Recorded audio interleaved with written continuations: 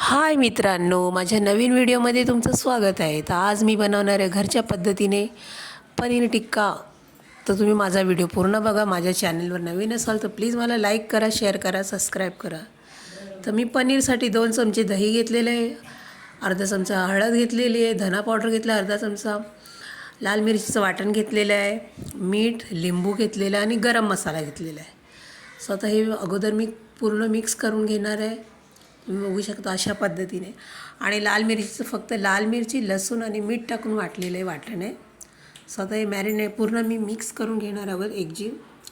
आता मी पनीरचे काप करून घेतले आहेत. त्या पनीरच्या कापला एक एक मॅरिनेट करून घेणार आहे व्यवस्थित. पॅन फ्राय ठेवलं आहे मी गरम करायला.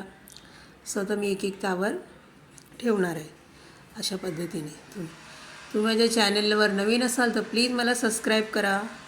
सो अशा पद्धतीने मी पनीर ठेवले सगळे. आता मसाला लावून स्वतः आणि बारीक गॅस करायची. आता हे मी एक एक करून भाजून घेते. पलटी करते. एक साईड भाजून घेतलेली आहे तुम्ही बघू शकता.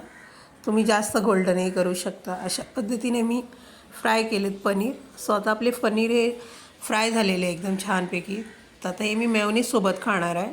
तुम्ही चटणीसोबतही खाऊ शकता. व्हिडिओ आवडला तर प्लीज लाईक करा, शेअर करा, सबस्क्राईब करा. थँक्यू.